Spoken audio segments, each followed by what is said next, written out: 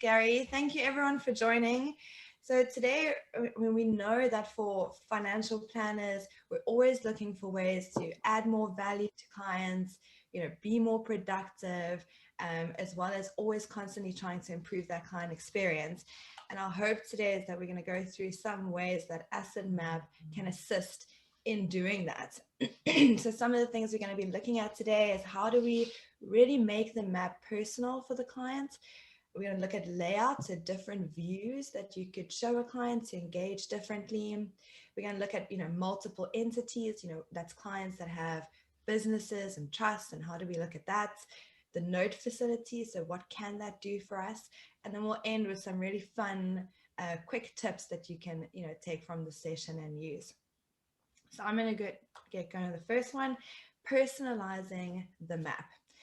So we've seen this picture. I mean, Gary, we all love this picture. Gary's posted on social media as well, but we want clients to feel so connected to this map that they want to put it on their fridge, with everything else that's important to them.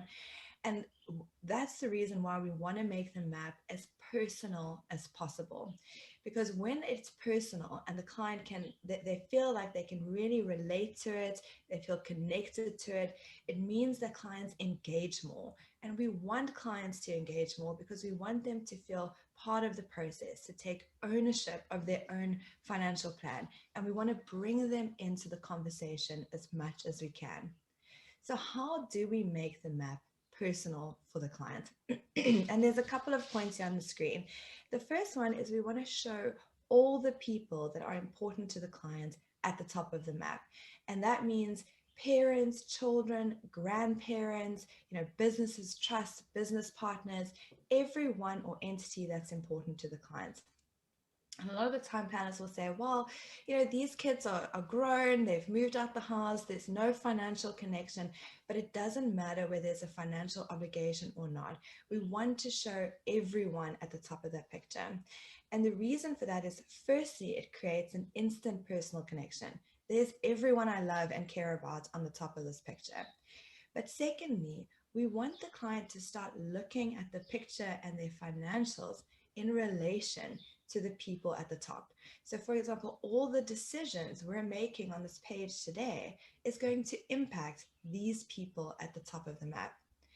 But we also want to create a link between just a financial product to actually the purpose of it. And the purpose of these things on the page is for these people. For example, it's not life cover, it's protecting my family, these people, should something happen to me. It's not just saving for retirement. I'm saving for retirement for the benefit of me and my spouse potentially, but also so that I don't become dependent on the other people sitting at the top of this map. So by creating that connection of all the people on the top, we really bring the plan to life. It becomes more meaningful to the client. This is why I'm making the decisions that I'm making today and why it's important for me to progress in that financial plan. So that's the first way to make it personal. And I'll take you through a couple of examples now.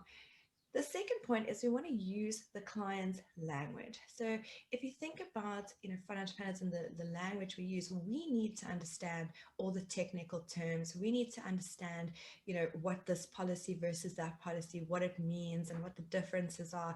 And so do clients to a certain degree, but we need to show on the map the words the client would use so that when they look at the map, they can easily understand everything that's there, know what its purpose is, and know why they have put that in place. And I'll talk through some examples of that. And thirdly, we want to show information that's meaningful to the client. So the way Asset Map works is you have two free text fields to, really describe each block on that picture.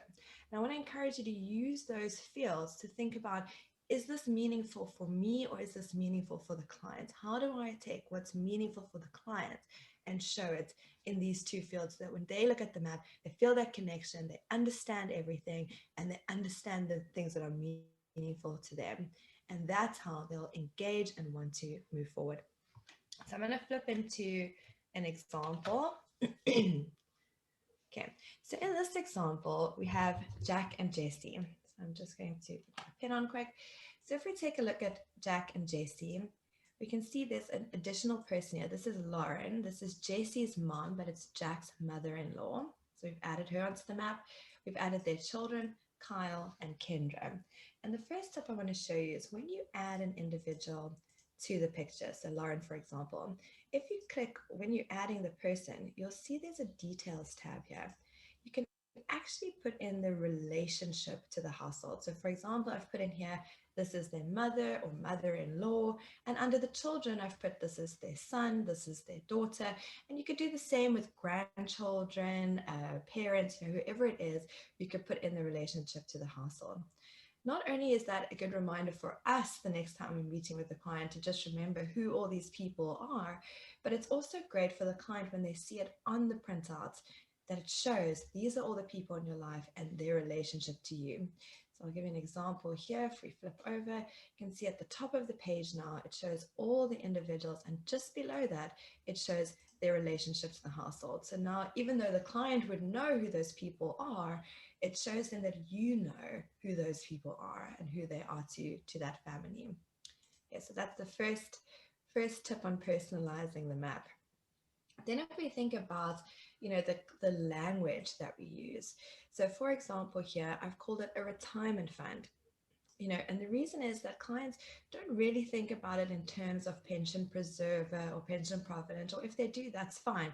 But for most clients, this is their retirement savings or their retirement bucket of funds. So I want to label it like that. You'll see I also use the children's names or the individual's names wherever possible. So this isn't just an education fund, it's Kendra's education fund. And you can see I've used that second field, that free text field, to put in additional information that I think would be meaningful for the client. So it's Kendra's education and you're contributing 2,000 Rand a month for it. In this case, I've said it's a travel fund and I've put the contribution in. Things like maturity dates, if you think that's meaningful, use those fields to show that, so that at a quick glance of the map, I can immediately see, when something is maturing or additional information, but so can the client. On the right-hand side, you'll see here, I called this Start in Life. So for Jessie, she wanted to save up to give Kendra and Kyle, a solid start in life from a financial point of view. So we've called this block that, and we've put in additional contributions here to show that. The same as with the home. Often we don't, I sometimes see it says primary residence, but clients don't refer to it as that. They'll call it their home or their holiday home. Even better if they have a specific name that they call it, put that name in, because again, you're creating that personal connection. On the left here, you can see we've got the dollar amount here. So you can do an asset map in any currency, dollars, pounds, whichever currency you can think of. But you always choose a base currency, and that's the currency that's going to use for all the totaling across the map. But if there's a particular investment that falls outside of that base currency, use the second field here to put in, what that amount is. So here at a glance, the client can see, okay, there's the dollar amount, and here is the Rand amount. Okay. The other thing I want to show you is there is additional information that you may want, or you might think the client needs at a secondary level. So if I click on this retirement fund, I may want to know as the planner, where exactly is it? What funds? What's the contribution? There's always the ability to use these notes to add in any additional information that you think the client would like to know. But the front part of the map, that's this essentials tab. This is what shows on the picture.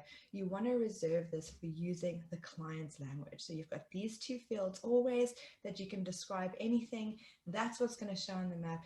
Use them to put in information that's meaningful and use it to put in the language the client would use. Same for this example at the top here, I've just used words like protection in the event of death, protection in the event of me becoming disabled, so that the client starts to relate these products to the purpose of them and the purpose for everyone in the picture. Okay, so that's personalizing the map.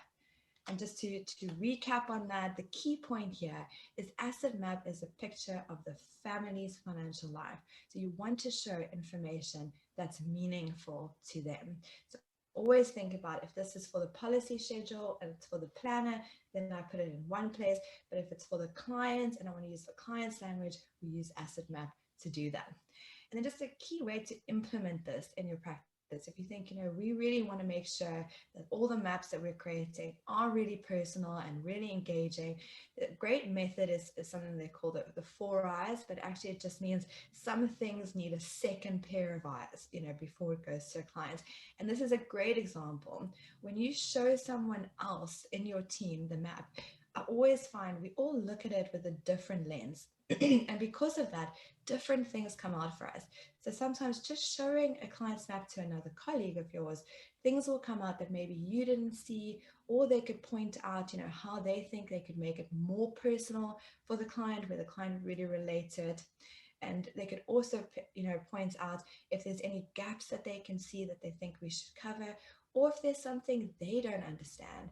Because if you find that you're showing a colleague and there's a block that they don't know what it is or what it's for, then the client most likely won't understand either. So think about that, how you share maps within the team, and really look at it from different lenses, different points of view, and make sure that it's as personal and engaging as possible. Okay. The next thing I want to talk about is layouts. So layouts gives you the ability to create different views of an asset map to enable different conversations. So I always say to planners, when using asset map, start by thinking, what is the conversation I want to have with the client today? Whatever that conversation is, what is the next step in the progression for this client's plan? And how do I build the map using layouts or different views to really enable that discussion? And I'm going to take you through a couple of examples, but as you can see on the screen, some examples is showing married couples together or partners, showing individuals on their own if you really want to zoom into something, looking at business partners in a view, looking at individuals with their trust or individuals with their business, and what that view opens up from a conversation point of view. So let's have a look at a couple of examples. The first one I want to point out is the default layout. So you may have seen that word in the reporting side. The reason we call it the default layout is whenever you generate an asset map, a report, from the system, it will default to this view of spouses or partners or a couple on one page. And if you think about it, it's quite a unique view to show two spouses on a page with on the one side the one spouse's picture and on the other side the other spouse's picture, because it's almost like a mirror image of what's on one side versus what's on the other side. And that in itself creates a lot of conversation. So often we see, a couple and the one side has quite a lot of things on it, but the other side is empty. Don't shy away from showing that picture, because we want to understand what sits on the other side. We want to build this picture for both spouses, and that really creates the space to do that. Another thing we see often in this default view is the one side will have a lot of different assets and investments, and the other side potentially has one or two. So one spouse has a lot of the investments in him, and the other spouse hasn't built up as much in their personal name. So here's an example where you can see it's just a long line on the left-hand side and just this retirement fund on the right-hand side. But again, that opens up a conversation. We've had examples where planners said, I showed it to the clients, and it's just, there's no reason for it to all be on one side. It's just because one spouse is the more, dominant investor. So over time, they're the ones that have been investing for the family. But seeing the picture like this opens up a discussion around, is that the most effective way? Should some of it move across to the spouse? Would that be more efficient effective from a tax, etc. point of view? So it really opens up that discussion. And we've had examples where planners say, I showed it to the clients and they said, no, we have to change this. We have to move things around a little bit more. And it's really, opened up that discussion. Another example of sharing it like this was a planner who had, signed up to Asset Map, hadn't been using it for very long, and created a map, and he showed it to us, and it just looked scary. There was blocks everywhere. And when you saw it on the PDF, it was really small and lots of blocks. And we thought, oh gosh, is this really going to enable the right conversation? And the planner said, no, I wanted it to be like that because I've been talking to this client about consolidating and simplifying their picture for years. But the client wasn't open to that. But when he saw it all on one page, looking like it did, he said, we really need to clean this up a little bit, simplify it more. And then they were able to do that. So those are some of the examples that we've seen. We've seen other examples, between spouses where they then move things around or change things. They're open to consolidation. So the key point here is show this picture of the two spouses together. But you can use layout to really zoom in should you need to. And how we use layouts is at the top here, you can select people to turn them on or turn them off. So the default is looking at the two of them together. But I can unclick Lee so that I can just see Joe. And now you'll see there's more, it's a little bit neater. I can easily have a conversation here around consolidation, if that's what we decided, and on this side, and that can facilitate that discussion. But now I can save this as a layout to say, when I report to this client, I always want this as a view in my reporting. So to do that, I click on this little plus sign here and I select layouts. You'll see at the top, it shows you all the layouts you already have.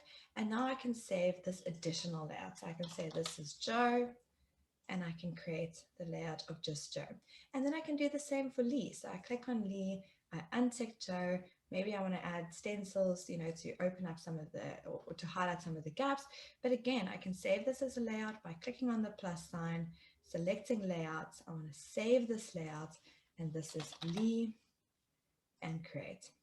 Now what that does is when I go into reporting, so on the bottom left here, just so you can all see my screen, I click on reports.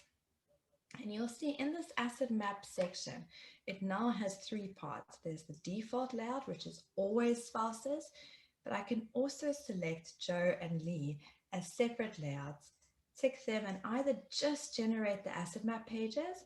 In that case, it'll generate three, one with the two of them together, one with just Joe, and one with just Lee. And the purpose of that is to facilitate different discussions. When they're together, I want to talk about where things sit and is that the way, most effective and efficient for them. But then I want to zone in or zoom in on Joe and have a discussion around progression and do this the same for Lee as well. So I can either tick it and just generate the asset map pages, or I can select it as part of a more comprehensive report.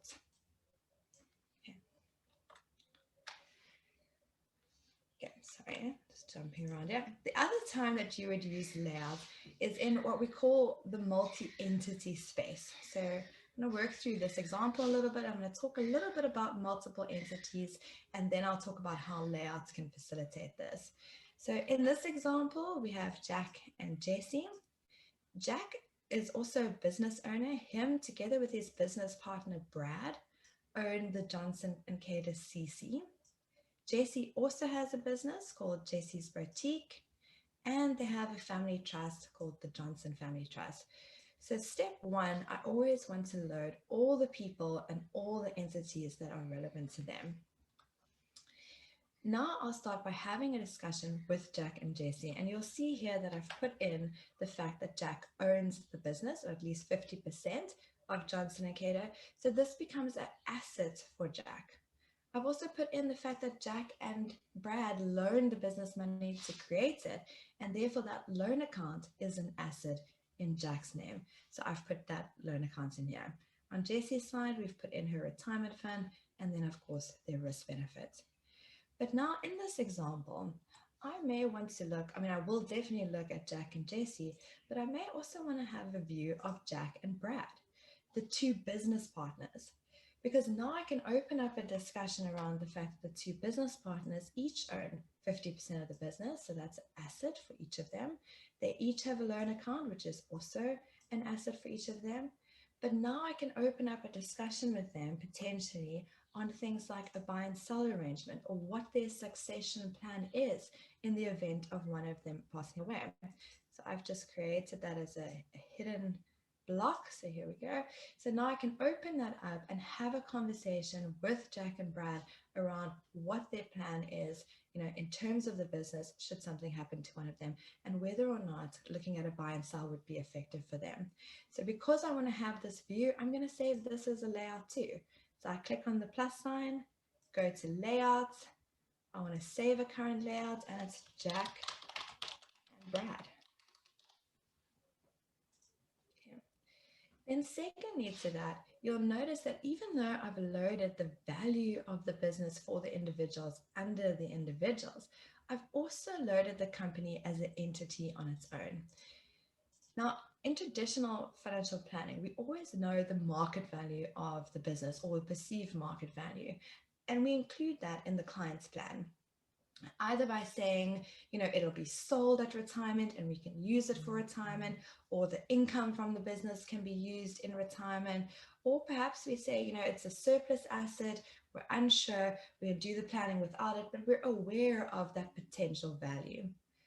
What Asset Map gives us the ability to do is to delve deeper, to look at the company as an entity in its own right, and start unpacking what are the assets and liabilities, etc., that sit inside that business. So in this example, you'll see that I've loaded that the business has machinery of 2.4 million. Here it has two liabilities. It owes each of the business partners these loan amounts, but also it has cash reserves. So why do we want to delve deeper and understand what sits inside the business? Well, there's a couple of reasons. One, it opens up potential opportunities. For example, these cash reserves and what the purpose of that is, and whether we could, add value there. It also opens up any risks that we may need to be aware of. Loan accounts impact individuals' planning, and often these things change so rapidly that you do this exercise once, a year later, this picture has changed so much that the risk for the individual has changed completely as well. But all in all, it's because we always want to get as much information as we can and go each time into each of these entities and see what more information we can get so that we can add more value to the client, show the next progression. What is the next thing to progress this client forward that we can do? So when it comes to businesses and multiple entities, we really want to show them, this is the ownership of the business sits under this individual or this entity, but let's unpack what sits inside the business as well. So in this instance, I would say this is a layout as well, because I want to be able to view the business and have that conversation with the clients. I'm just going to call it business for now, but you would put in, the name of the business there. Then the last thing I want to show you from a multiple entity point of view is JC also has a business. She has the JC Boutique, but in this instance, the boutique is not owned by JC, and therefore it's not an asset in her name. The boutique is owned by the family trust. And this is something we're seeing a lot more these days, where clients have a business, but the ownership of the business actually sits inside the trust. And by delving deeper into these entities, we can really explain the impact of that and what risks or opportunities that presents to progress the client.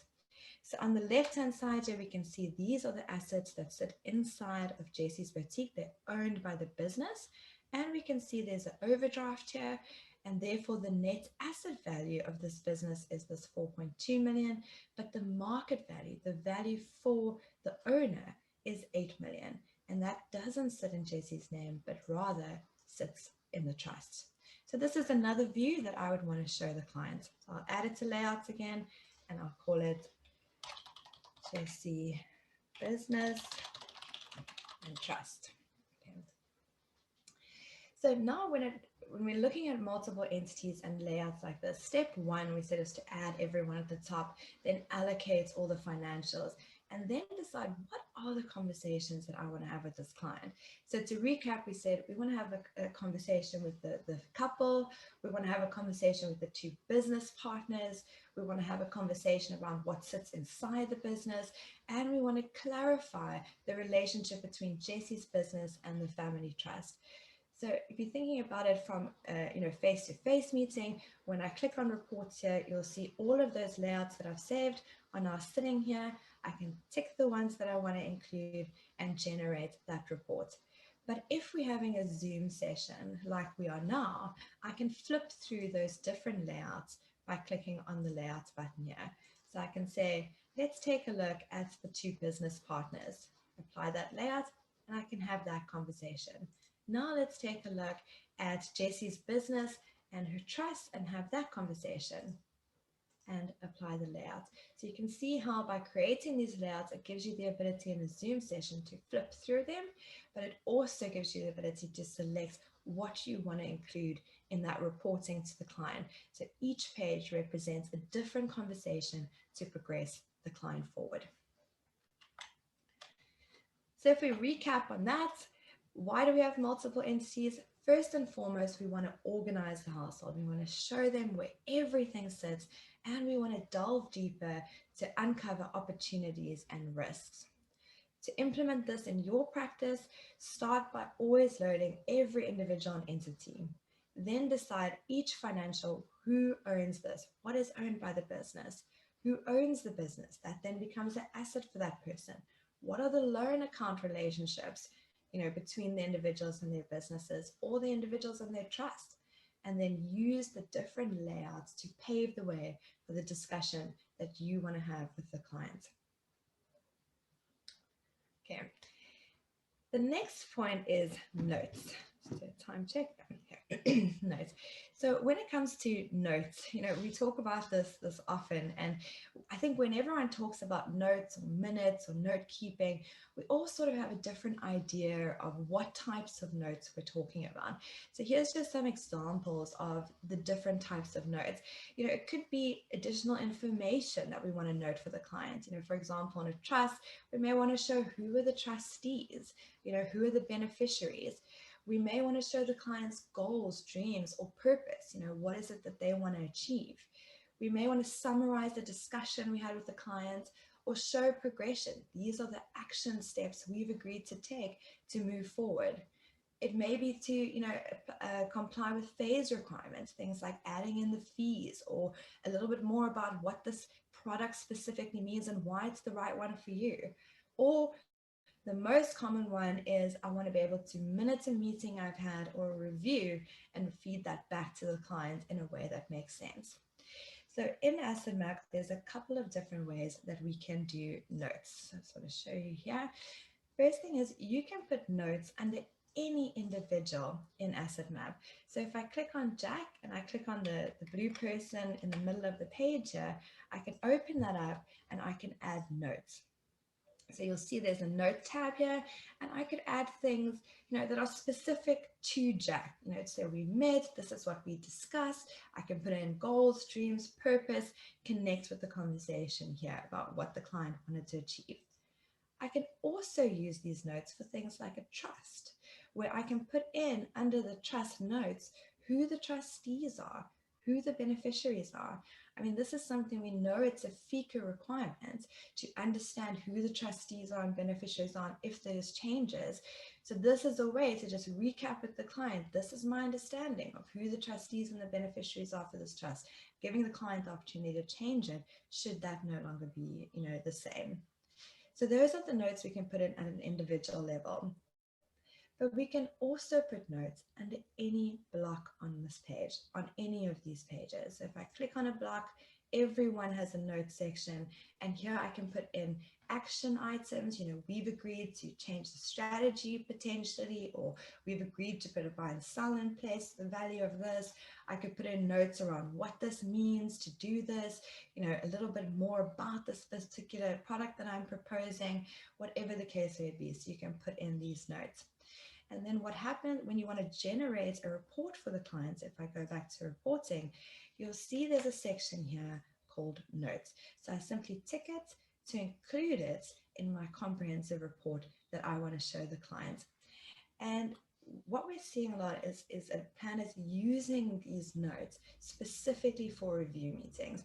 And the reason for that is while they're sitting in that review meeting with the client using Zoom, they're capturing the notes throughout the conversation. This is what we discussed. this is what we've agreed to do. These are the action items. So that straight after that review meeting, they can generate a review report that shows the asset map picture. This is an update of everything you have and where it is and where it sits relevant to your family. And then secondly, here's the notes about what we discussed and what we agreed to move forward. They can then share that report not only with the client post the review meeting, but also with their team. And I think that's something that we've seen kind of sometimes it causes a bit of a breakdown in the process, because how do you let the team know after the review what was discussed, what the next steps are, so that they can help progressing that. So I'm going to give you an example here. In this example, you can generate this report straight after the meeting with the client. It's got your logo on, and the first page is the picture. So the first page is going to show the client this is everyone in your life and everything that you have and where it sits currently. Then the next page is your notes. Under the individuals, you can summarize the minutes of the meeting, what you discussed, what the purpose of the meeting was, and then under each of the different financials where there's an action item, you can add what that action item is. And this report can then be shared with both the client and the team, so everyone's on the same page of where everything is and what changes or progression needs to be made. Yeah. So that's notes. Key thing there is first think about what are the different types of notes that you want to include. And when you're thinking about the notes to include an asset map, think about what do you want the client to take notice of? What are the important parts that you really want the client to be aware of? And then to implement, decide how you're going to use notes, decide what is most important for the client, and bring that into your process or your review process. Okay. Then some quick tips. I'm going to go through just a couple of short, quick tips that really help in the Zoom discussion, but also just to make things a little bit easier. So the first one here is the in-app calculator. I know a lot of you know about this, but just in case some of you don't, every amount field in Asset Map is the Excel calculator field. So for example, you can just put in equals 50,000 times 12 and it'll calculate it. So no need to have a calculator separately to work out the annual income or the annual expense, but really you can do any calc in there, any Excel calc, percentage, etc. Okay, so that's the first one. The second quick tip is to really stay conscious of clicking this plus sign, throughout this presentation. But when you're having a Zoom meeting with the client, there is a quick menu bar. If you right click anywhere on the page, you'll see this menu bar comes up, and this allows you to do a couple of things. You can generate the PDF immediately from here, so it'll be whatever you see on your screen, so you can select who you want in the printout and then easily generate just that page. You can add, so it's a quick add of cash flows, assets, liabilities, and insurance. You can access layouts here. So if you want to flip through the different layouts like we went through today, you can access them here, flip through them, and also save new layouts that you want to add. You can apply stencils and clear stencils. And then there's this quick menu of showing the legend, showing hidden assets, and I'll talk a little bit more about that, and showing key financial figures. So you can see this legend at the bottom here. I can turn it off if I just want a bigger screen to see everything, and turn it back on if I want to refer to what do these colors mean, and I want to show that to the client. I can show hidden assets. So if I decide, there's certain blocks that I don't want to be seen initially, but I want to be able to turn that on and it opens up the blocks that I've hidden because those are discussion points I want to have with the client, then I can click on show hidden to show that. I'll talk a little bit more about that. Okay. The third thing I wanted to clarify, a new feature that I'm not sure if all of you have seen. At the bottom, when you open up any financial on Asset Map, there's a little copy button here. And if you select that, it actually just makes an exact copy of this financial, which means that then I could just edit, if it's with a different provider and the amount, but I don't need to fill in everything again. And I can change, the name here. So it's just a quick way of capturing or quickly copying. I can even copy it and allocate it to someone else in the family. Also at the bottom of the screen here, you'll see this hide and unhide feature. If I want to hide it, I tick the box.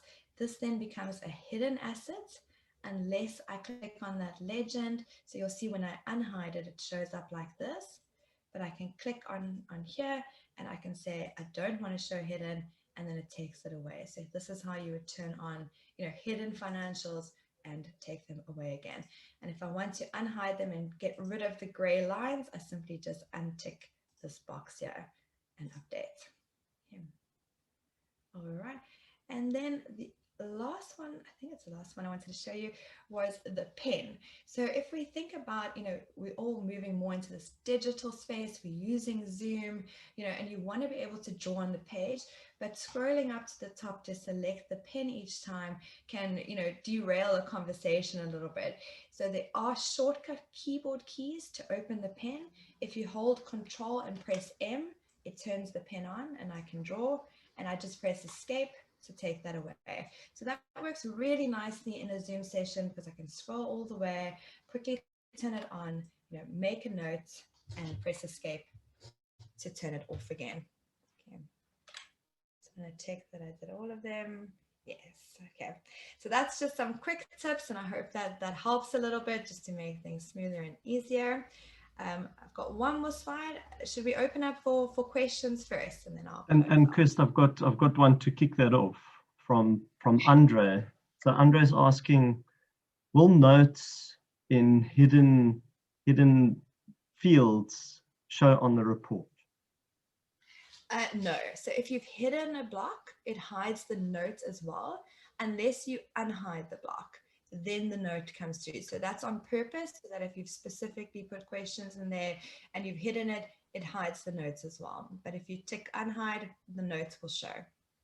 Perfect. Any other questions on that side, Gary? Any? Nothing so far. I think so. Maybe just an update on the South African version, Kirsty. I think it was also Andre that asked, whether that's in place and what can we expect. And I know you're going to talk to that a little bit later, so maybe you can park that if you want. Oh, yeah, I've got a slide at the end on that, so I will cover that, Andre. I will just give you an update there. Any other questions before I move on to that? Yes, asking for the recording. We'll send you guys a link that you can share with your team. And yeah, Stuart says thank you. All right, let me go to the last slide then. Yeah. So on our side, we wanted to say thank you to all of you. A lot of you have referred us on to other financial planners, and we really appreciate that, mainly because it means we get to keep doing what we love doing. So really thank you for that. But it also means that over the last year, we were able to create the global asset map instance, which means it's separate from the American instance. It is, the data is hosted in a way that's GDPR and POPI compliant. And we're very excited about that move. So you'll all know that's why you log in under global now instead of the normal asset map login, because it is a separate instance.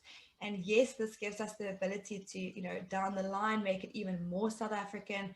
I know the terminology is one that a lot of you want to see that change happening, and Asset Map is working on that. So as soon as we can have some formal dates, we'll let you know, but it is one of the next things that they're adding to that global site. So we'll keep you updated on those South African terminology changes.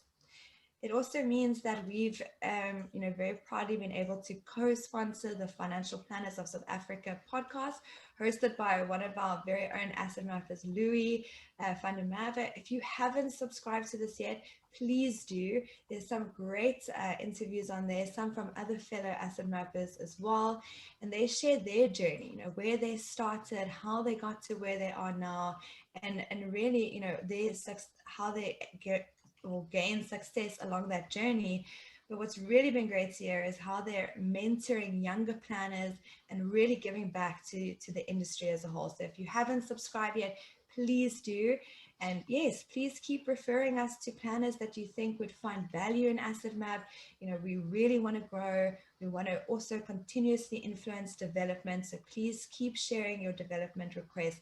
Adam and the Asset Map team have really loved the great suggestions coming out of the South African users. So please keep that up, and we'll keep influencing, that from our side. And please, keep referring us. We do have a referral program in place. So anyone that you do refer that signs up to Asset Map, your next month's subscription will be on us. I hope you enjoyed today and took some value out of it. Please let us know if you can think of other topics you want to do. We've got a few planned for the next few weeks, so we'll keep you up.